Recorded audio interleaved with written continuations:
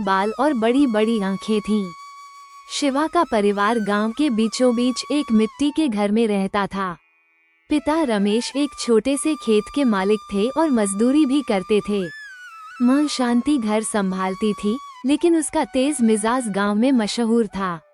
शिवा की बड़ी बहन 16 साल की राधा स्कूल छोड़ चुकी थी और मां के साथ घर के काम में हाथ बटाती थी। सबसे छोटा था 9 साल का छोटू, जो हमेशा शरारत करता रहता।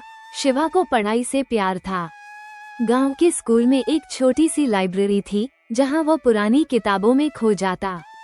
वो इंजीनियर बनना चाहता था, पुल और सड़कें बनाना चाहता था, ताकि गांव की जिंदगी आसान हो। लेकिन घर का माहौल उसके सपनों को हर दिन कुचल रहा था। घर में आग शिवा की सुबह अक्सर मां के चिल्लाने से शुरू होती। रमेश, तुमने फिर सारा पैसा शराब में उड़ा दिया। इस घर में बच्चों का पेट कैसे भरेगा? शांति का गुस्सा घर की दीवारों को हिला देता। रमेश जवाब में ताव खाता, मैं दिन रात खेत में खटता हूँ, तुम्हें और क्या चाहिए?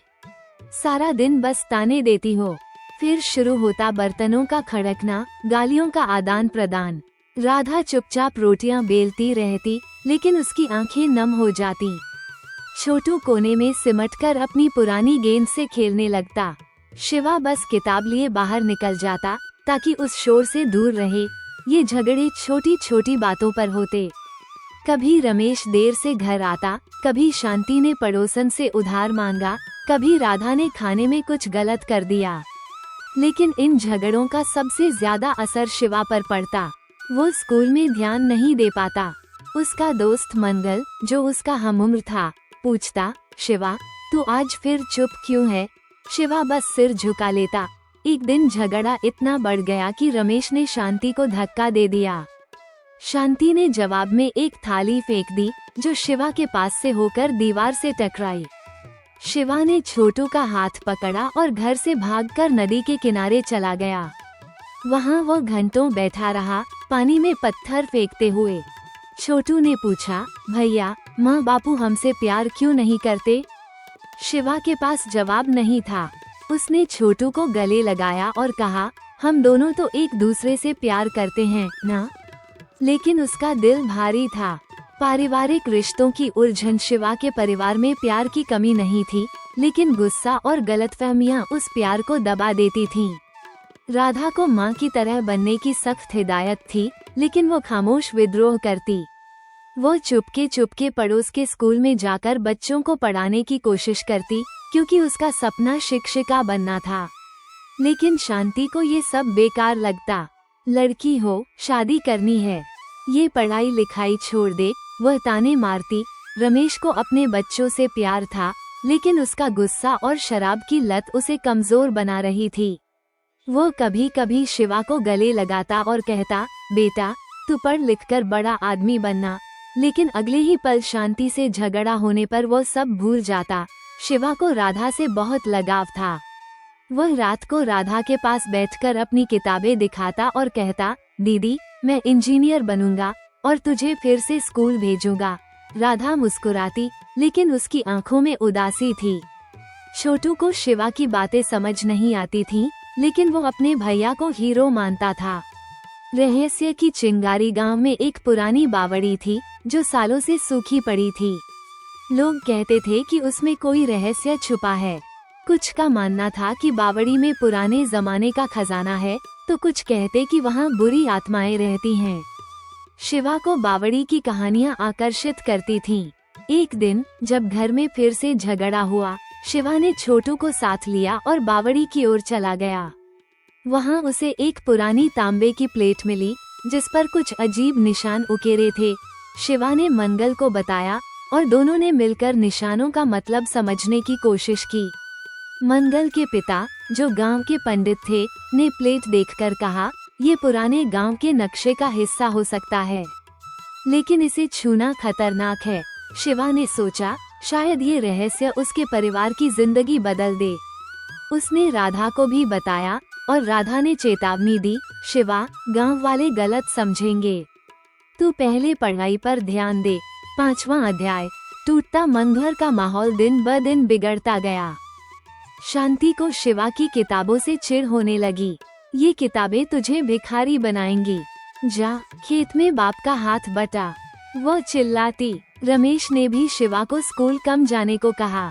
पढ़ाई से पेट नहीं भरता बेटा, मजदूरी सीख। शिवा का दिल टूटने लगा। वो रात को छोटू के साथ छत पर लेटकर तारों को देखता और सोचता, क्या मेरे सपने भी इन तारों की तरह सिर्फ चमकते रहेंगे। एक दिन स्कूल में शिवा का ध्यान भटक गया और उसने गणित की कॉपी में गलत जवाब लिख दिए। शिक्षक ने उसे डांटा और क्लास से बाहर निकाल दिया। शिवा ने घर पर कुछ नहीं बताया क्योंकि उसे डर था कि माँ बाप और गुस्सा करेंगे। वो हर दिन बावड़ी के पास जाता और उन निशानों को समझने की कोशिश करता।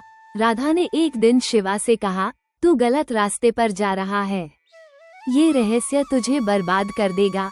लेकिन शिवा को लगता था कि बावड़ी का रहस्य ही उसकी जिंदगी का एकमात्र रास्ता है। छोटू भी अब शिवा से डरने लगा क्योंकि शिवा कभी कभी गुस्से में उस पर चिल्ला देता। बावड़ी का सच, एक रात जब गांव सो रहा था, शिवा और मंगल चुपके से बावड़ी के पास गए। निशानों के आधार पर उन्होंने एक पत्थर हटाया और वहां एक छोटा सा गुप्त कमरा दिखा। अंदर कुछ पुराने सिक्के, एक तलवार और एक डायरी थी। डायरी में लिखा था कि गांव के कुछ जमींदारों ने सालों पहले गांव वालों का हक छीनकर ये खजाना छुपाया था, लेकिन तभी गांव के कुछ लोग, जिन्हें शिवा पर शक था, वहां पहुंच गए। उन्होंने शिवा और मंगल को पकड़ लिया। गांव में बात फैल गई कि शिवा चोर है।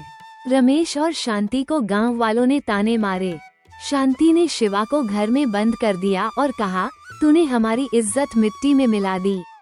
राधा ने शिवा का साथ देने की कोशिश की, लेकिन शांति ने उसे भी डांट दिया। परिवार का टकराव शिवा अब पूरी तरह टूट चुका था। वो सोचता था कि शायद वो सचमुच बेकार है। राधा ने एक रात चुपके से शिवा से बात की। शिवा, तुझे अपने सपनों के लिए लड़ना होगा। माँ बापू गुस्से में हैं, लेकिन वो तुझसे प्यार करते हैं। शिवा ने रोते हुए कहा, दीदी, मुझे कोई नहीं समझता। उसी रात रमेश और शांति का फिर झगड़ा हुआ, लेकिन इस बार राधा ने हिम्मत की और बीच में बोल पड़ी, माँ बापू, आप दोनों के झगड़ों ने शिवा को तोड़ दिया है। क्या आप नहीं देखते कि वो कितना दुखी है। शांति और रमेश चुप हो गए। पहली बार उन्हें अपने बच्चों का दर्द दिखा। जागरूकता और नई शुरुआत। गांव में एक नई शिक्षिका आई, सरिता मैडम। सरिता ने शिवा की प्रतिभा को पहचाना और उसके परिवार से बात की। उन्होंने रमेश और शांति को समझाया कि बच्चों के सपनों को कुचलने से परिवार टूट जाता है। सरिता ने गांव में एक सभा बुलाई, जहां उन्होंने परिवारों में झगड़ों और उनके बच्चों पर असर की बात की। शिवा ने बावड़ी के रहस्य को गांव वालों के सामने रखा। डायरी और सिक्कों को देखकर गांव वालों को यकीन हुआ कि शिवा चोर नहीं, बल्कि सच्चाई उजागर करने वाला है। गांव ने फैसला किया कि खजाने का इस्तेमाल गांव के स्कूल और बच्चों के लिए किया जाएगा। रमेश और शांति ने अपने झगड़ों को कम करने की कोशिश शुरू की।